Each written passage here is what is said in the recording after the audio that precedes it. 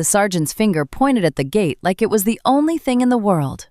"Sir, outside the fence, now." Calloway Drix Osei-Pemberton didn't move. He stood exactly where he'd been standing for the past 40 minutes, just inside the chain link, one hand resting on the post where a laminated site plan was pinned, the other holding a small safety card at his side. His boots were sunk half an inch into the mud. His yellow hard hat sat level. He looked at Sergeant Murtagh the way a man looks at weather, acknowledging it, not troubled by it. 30 yards behind him, a podium sat on a strip of plywood over the mud. A small crowd had gathered: city liaisons in lanyards, contractors in high-vis vests, a photographer with a long lens, a scattering of press. Mayor Celestine Abudu-Harrow's amplified voice rose and fell over the site, warm and unhurried, reading from prepared remarks about corridors and communities and the long work of building something that lasts. Calloway had written 2 of those sentences himself, but that was a detail for another moment. The call had come from outside the fence. A man named Denton Woolsey, standing at the perimeter with his arms crossed and his thumb already moving on his phone screen, had told the dispatcher that a man was inside a secured construction site and didn't belong there. He said it with the confidence of someone who had never once been wrong about who belonged where. Murtagh had responded in under 6 minutes. He was stocky and forward-leaning when he walked, the kind of man who moved through spaces as though they owed him an explanation. He scanned the site once, found Calloway at the post, and made a straight line toward him. His mirrored aviators never came off. The exchange was brief and one-sided. Murtagh identified himself, stated that a trespass complaint had been filed, and told Calloway to step outside the fence immediately. Calloway reached into the breast pocket of his Carhartt coat and produced a laminated card. His site safety authorization, the kind issued to credentialed personnel on active build sites. He held it out without comment. Murtagh glanced at it the way a man glances at a menu he's already decided not to order from. He pulled out his notepad, wrote something, and tucked the notepad back into his breast pocket without looking up. "That's a safety card," he said. "That's not documentation. I need you outside the fence." He gestured toward the gate with 2 fingers, a practiced motion, the kind that had moved 100 people in 100 situations without anyone pushing back. Calloway looked at him, not with anger, not with the tight jaw or the careful blankness of a man suppressing something. He looked at Murtagh the way he'd been looking at the site plan, with a kind of patient architectural attention, as though he were reading something and simply hadn't finished yet. Then, in a voice just above a murmur, the kind of voice that doesn't need volume because it has already decided it's right, he said 2 words. "I'll wait." That was all. He turned back to the site plan. Behind him, Mayor Abudu-Harrow's voice rose at the podium, reading a line the crowd had already begun to applaud.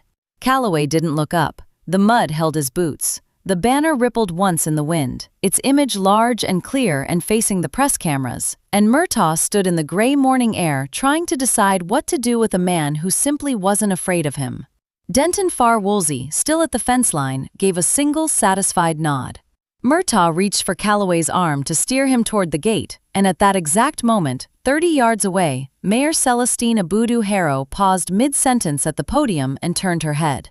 There are people who watch stories like this one because they've lived some version of it. The room that looked right through them, the credential that wasn't good enough, the moment they had to decide whether to explain themselves or simply wait. If that's you, you already know why this channel exists. Subscribe. This is where people who believe the truth always surfaces come to watch it surface. And stay close. The next chapter is where you find out what Calloway built to get to this morning, and why that "I'll wait" wasn't the first time he said it. The mayor's voice had gone quiet. The crowd had gone still.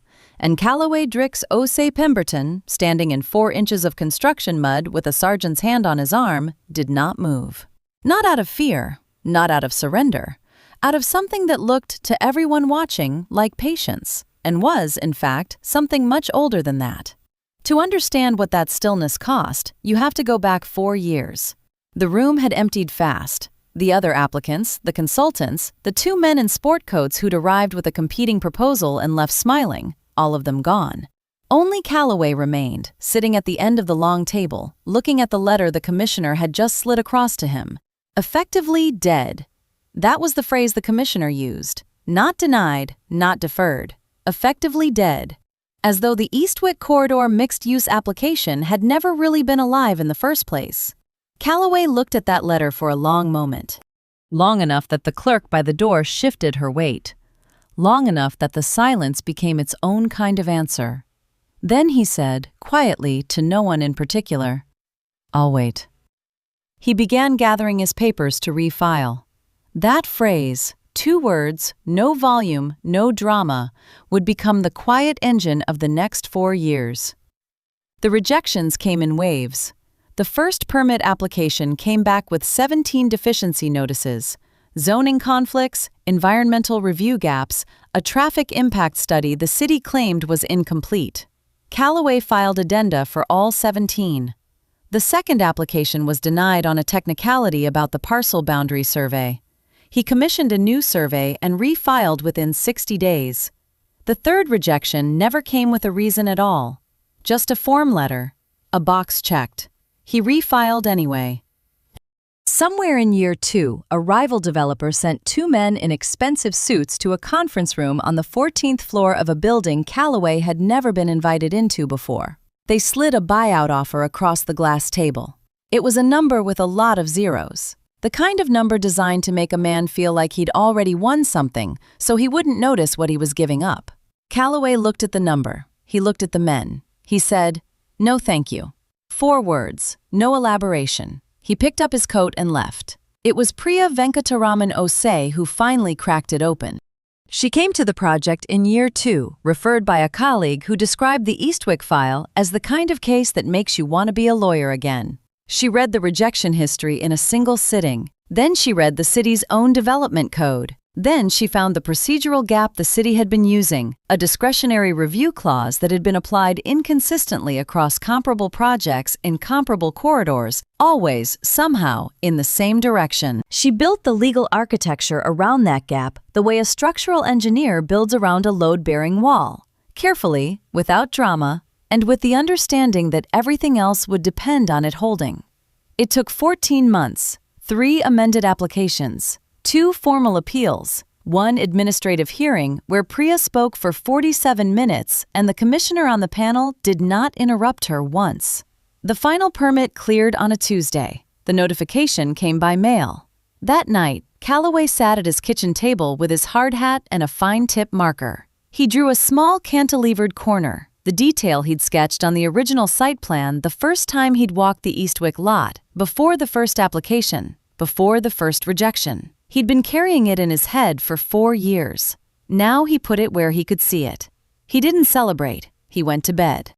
The morning of the groundbreaking, his daughter caught him in the hallway, already dressed. Work coat, charcoal Henley, scuffed steel-toe boots, hard hat tucked under his arm. She looked at him the way young people look at their parents when they don't quite understand the language being spoken. "Why aren't you wearing a suit?" she asked. Calloway looked down at his boots. He thought about the mud on that site. He thought about the 14 months Priya spent in hearing rooms. He thought about the commissioner who said effectively dead, and the 2 men in the conference room, and the 17 deficiency notices he had answered, one by one, in red pen, at this kitchen table, under this lamp. "The site doesn't know what a suit looks like," he said, "but it knows these boots."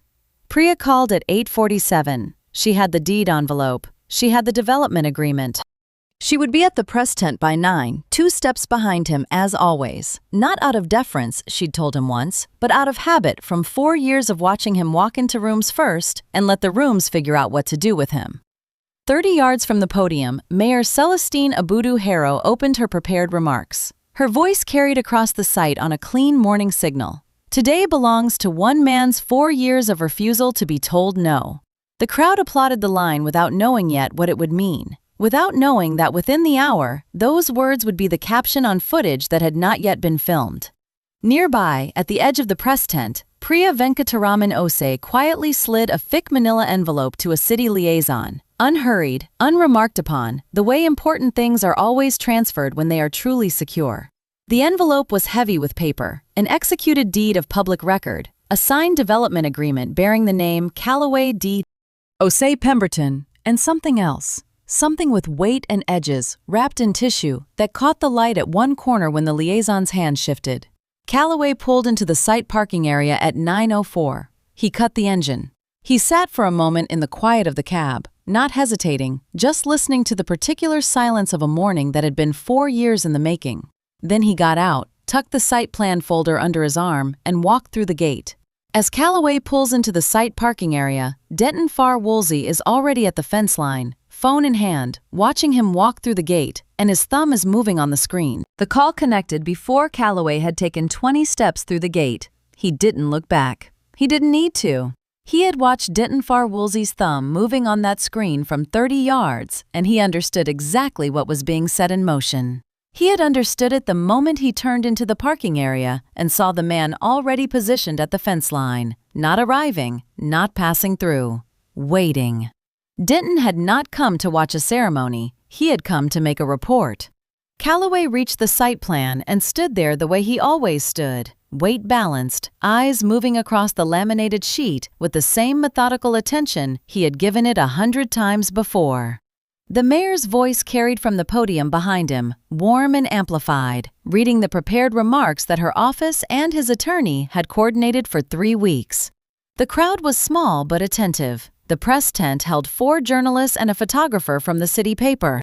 None of that changed when Sergeant Murtagh came through the gate. Murtagh moved with the forward-leaning certainty of a man who had never once been wrong about a situation. He reached Calloway and stood close, closer than necessary. And when Calloway did not turn immediately, Murtagh announced himself with the particular loudness of someone who expects the volume alone to produce compliance. He had a trespass complaint. The individual needed to step outside the fence. Now. Calloway turned and looked at him, not at his badge, not at his hands, at him, with the same flat, unhurried patience he had carried into a city planning chamber 4 years ago when a commissioner told him the Eastwick permit was effectively dead. The same stillness that was not submission and not defiance. The kind of quiet that has already decided the outcome and is simply waiting for the other person to finish. He did not pull away. He did not raise his voice. He did not explain. His right hand moved once, a small, unhurried motion into the left pocket of his Carhartt coat, and his thumb found his phone without looking. 1 word typed. 1 word sent. Now. Priya felt the message arrive and did not look up from her phone for more than 2 seconds. She had been waiting for it. They had discussed, the night before, the exact conditions under which she would open the envelope. Not before the mayor finished reading the land acknowledgement, not before the press cameras were positioned, and not 1 moment before Calloway sent that word. She closed the folio clasp and began moving toward the ceremony floor with the quiet efficiency of someone executing a plan that had been rehearsed, not improvised. Across the site, the shift in energy was small but real. A city liaison in a yellow safety vest had noticed the sergeant's posture and begun walking toward the fence. Murtagh saw him, raised 1 hand, not aggressive, just authoritative, and the liaison stopped. 2 contractors near the excavation wall had set down their coffee cups. The ceremony crowd at the podium hadn't turned yet. But the site had. Murtagh read the stillness as compliance. He always did. Denton was nodding from the fence line, and that nod seemed to straighten Murtagh's spine another inch. His voice went up, not shouting, but carrying, the practiced volume of a man who has learned that volume creates its own authority. He told Calloway, for the benefit of anyone within earshot, that he had no documentation proving ownership on his person, that the site was private property under active security protocol, that he would need to come outside the fence until his status could be verified. He said his status. 30 yards away, near the podium, a photographer from the city paper had been framing the mayor's prepared remarks for the past 11 minutes. She had good light. She had the banner. She had the ceremonial table with the key box and the folded program. Then she saw Murtagh's hand go up toward the liaison. She did not announce herself. She did not move from her position. She simply pivoted her lens, slowly, without the motion attracting attention, and began shooting the fence line. The confrontation was small in the frame at first. She tightened her focal length. She kept shooting. She would shoot 17 frames before the morning was over, and she would not know until she reviewed them on her laptop that the 5th frame, Calloway standing perfectly still, Murtagh's hand extended toward the gate, the ceremony banner blurred but legible in the background, had caught something she hadn't planned to catch. The hard hat. The small hand-drawn sketch on the side panel of Calloway's hard hat, the one he had drawn the night the final permit cleared, working at his kitchen table at 11:47 in the evening with a fine-tip marker and a straight edge, was a miniature of the building's distinctive cantilevered corner. The architectural signature of the Eastwick project. The same image that the city's design committee had selected for the ceremonial banner, now hanging 6 feet tall at the podium behind Murtagh's shoulder. It had been there all morning, on his head, in every frame. No one had looked. At the podium, Mayor Celestine Abudu-Hero was midway through a sentence she had written herself, the line about 4 years of refusal to be told no, when something at the fence line caught the edge of her vision. She had been a city official for 19 years. She knew the geometry of a confrontation. She knew the posture of a man being told to leave somewhere he had every right to be. Her amplified voice went silent mid-word. The silence was its own announcement. The crowd turned the way crowds always turn, slowly at first, then all at once, following the mayor's gaze toward the fence line where a man in a worn Carhartt coat stood without moving, and a sergeant in full uniform stood with his hand extended toward a gate. The crowd at the podium turns to follow the mayor's gaze, and Mayor Celestine Abudu-Hero steps away from the microphone and begins walking toward the fence, her folded ceremony program in her left hand, her face entirely unreadable. She crossed the site in no particular hurry. That was the first thing the contractors noticed. Not anger, not urgency. Mayor Celestine Abudu-Hero moved the way she always moved, as though every step had already been decided and the ground was simply confirming it. The 2 council members on her left and right matched her pace. The deputy commissioner fell in just behind. Nobody was running. Nobody needed to. Sergeant Vince Murtagh saw them coming and straightened slightly, the unconscious posture adjustment of a man who still believed he was doing his job correctly. He was wrong. Mayor Abudu-Hero stopped 3 feet from Murtagh. She did not look at Calloway. Not yet. She looked at Murtagh the way someone looks at a document they are about to have to correct in front of witnesses, patiently and with complete attention. "Sergeant," she said, not loud. The press at the podium area had gone quiet enough that a photographer near the tent could hear her without moving. "Tell me what you believe is happening here." Murtagh told her, confidently. A trespass complaint had been received. The individual, he used that word, could not produce documentation establishing ownership on his person. Standard protocol. He was following procedure. His voice carried the particular assurance of a man who has never once considered that the procedure might be the problem. He said it all in front of 2 council members, a deputy commissioner, 4 contractors, a city liaison, and 3 members of the working press. Every word went on the record. Calloway Drix Osei-Pemberton stood exactly where he had been standing. He had not moved. He had not explained. He had said, to this point, 2 words in Murtagh's presence. "I'll wait." And he had meant both of them. The laminated site safety card was still clipped to his coat pocket. The one Murtagh had glanced at and dismissed. The one whose issuing authority line, in small print along the bottom edge, read, ODP, Development Group LLC, Project Owner. 4 words Murtagh had never looked at. They had been there the entire time. Priya Venkataraman Osei had been 30 yards away when Calloway's phone sent her a single word. She had the envelope ready before Murtagh finished speaking. She crossed the ground without rushing, 2 steps behind Calloway by habit, not deference, and placed the manila envelope into Mayor Abudu-Hero's hands with the quiet precision of someone who has spent 4 years making sure this moment would be airtight. The mayor opened it. She set the executed deed of public record on top. Beneath it, the city's signed development agreement, 6 pages, stamped, bearing the name Calloway D. Osei-Pemberton and ODP Development Group LLC in the header of every page. And at the bottom of the envelope, wrapped in a strip of tissue paper, the ceremonial key. The mayor lifted it. She turned it so the engraved face caught what little light the overcast sky was offering. And it was enough. She read it aloud. Calloway D. Osei-Pemberton, Eastwick Corridor Project, Site Owner. The words landed one at a time, not because she rushed them, because she didn't. A press camera fired, then another. Murtagh's hand dropped. It didn't fall dramatically. It simply descended, the way a certainty does when it discovers it was never a certainty. He stood there in the same boots, the same chevrons, the same mirrored lenses that had reflected a man he had decided, in under 90 seconds, was not supposed to be somewhere he had spent 4 years earning the right to stand. At the fence line, Denton Farr Woolsey took 2 steps back. Not 1, 2. Mayor Abudu Harrow turned back to Murtagh. Same tone, same pace. The tone of a woman who has learned that the most devastating thing you can do to a wrong is to describe it calmly, in public, with documentation in your hand. "Sergeant," she said, "you're standing on his property, at his invitation, at a ceremony honoring his name." She let that sit for exactly 1 breath. "I'd like you to think very carefully about your next sentence." Calloway did not look at Murtagh. He looked at the site plan pinned to the post 30 yards away, the same plan he had been studying when this began.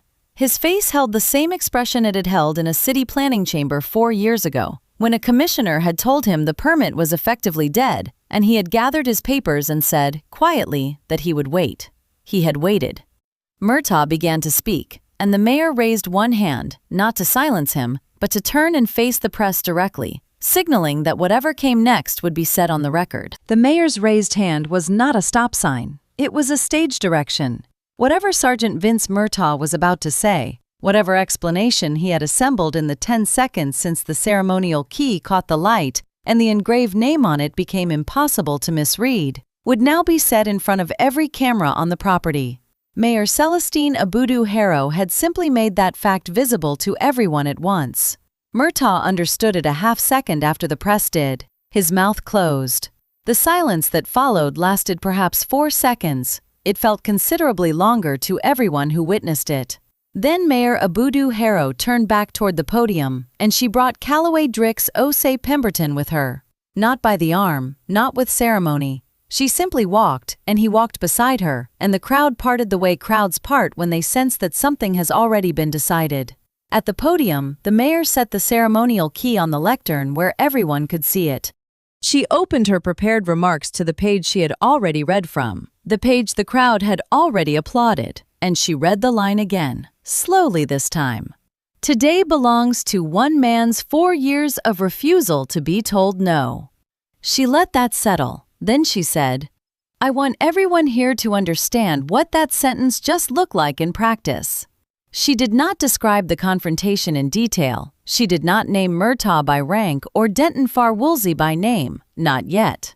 She simply told the crowd that the man standing beside her had arrived at this site that morning the same way he had arrived every morning for 4 years. Quietly, with his plans, in his work coat, with no announcement. And that this morning, like several mornings before it, someone had decided that his presence required an explanation. She said the city owed him a better welcome than it had managed today. The applause that followed was not the polite applause of a ceremony. He did not speak. He accepted the key when the mayor offered it, turned it once in his hand, the way a man turns something he has been waiting to hold for 4 years, not with triumph, but with the quiet recognition of weight. And then he looked out at the site. The cantilevered corner detail, the one he had drawn on his hard hat the night the final permit cleared, at a kitchen table at 2 in the morning with a fine tip marker and no audience. That same sketch now filled the lower right quadrant of the 6-foot banner behind him, reproduced from the project architectural drawings. Every photograph taken at the podium that morning would carry both images in the same frame, the sketch on the hat and the sketch on the banner. The same line, drawn by the same hand, separated by 4 years and a great deal of refusal. The press photographer from the city paper, the one who had silently pivoted her lens away from the podium when Murtagh put his hand on Calloway's arm, who had kept shooting without announcing herself, had 17 frames by the time the mayor reached the fence. The front page the next morning ran one of them. Calloway in profile, hard hat on, Murtagh's hand visible on his arm, the podium banner blurred in the background. The caption the editors chose was the mayor's line, already applauded before anyone knew it would become a caption. 4 years of refusal to be told no. Priya Venkataraman Osei did not take a photograph. She did not need one. She had the deed. Within 48 hours, the police department opened an administrative review of Sergeant Vince Murtagh's conduct. The documentation was thorough. It had written itself in real time in front of a city official, 2 council members, a deputy commissioner, and a cluster of press photographers, on a site whose ownership had been a matter of public record for months. The review did not require Calloway to file a complaint. The public record filed itself. Denton Farr Woolsey had already taken 2 steps back from the fence by the time the mayor returned to the podium. He took several more before the ceremony ended. What he did not know, what his 911 call had not accounted for, was the letter. 3 years earlier, during the public comment period on the Eastwick Corridor Development application, Denton had submitted a formal written letter of opposition to the City Planning Office. 2 paragraphs. He had cited concerns about traffic, about density, about what he called, in his own typed words, unknown outside interests acquiring corridor property without established community ties. Calloway's team had kept that letter. Priya had kept it in the folio, behind the deed. At a follow-up press conference 4 days after the groundbreaking, Mayor Abudu Harrow read the letter aloud. Not to humiliate, she was precise about that framing. She read it because it was now part of the official project file, entered as documentation of the opposition the development had faced and overcome. She noted that the same individual who authored the letter had placed the 911 call on the morning of the groundbreaking. She did not call it a pattern. She did not need to. She read the letter, set it down, and moved on to the next agenda item. The cover of Plausible Innocence is a thin material. It does not survive a paper trail. Neither Murtagh nor Denton Farr Woolsey was publicly destroyed. There was no dramatic reckoning, no moment of operatic collapse. The administrative review proceeded through its process. The letter entered the file. Both men were left with what they had always had: their names, their records, and now an unambiguous public accounting of what they had done with them. That was enough. After the mayor finished her remarks, after the handshakes and the photographs, and the moment when the press cluster finally dissolved toward their cars and their deadlines, Calloway Drix Osei-Pemberton shook the mayor's hand, once, firmly, and walked back across the site. Back to the post, back to the laminated plan. He stood there the way he had been standing when Sergeant Murtagh first came through the gate. Hard hat on, coat open, boots in the mud. The ceremony crowd still milling behind him, the banner still hanging, the morning still gray and flat and entirely indifferent to what had just occurred. He studied the plan. A contractor approached with a question about the Eastern Foundation pour. Calloway answered it. They moved on. He never needed anyone to announce who he was. He just needed them to finish embarrassing themselves first. If you've watched all 5 chapters and felt something shift, felt that quiet, bone-deep satisfaction when the truth finally arrives without asking permission, drop a comment below. Tell us, what's the one word you'd use for what Calloway did across 4 years? One word. Let's see what this community says. And if you know someone who's been told no one too many times, someone who's still standing at their post, still studying their plan, send them this story. Not as comfort, as proof. If this series earned your trust, you know what to do. The subscribe button is right there, and it belongs to people who believe the truth always surfaces, one way or another. Thanks for being here. The end screen has more videos in the same world.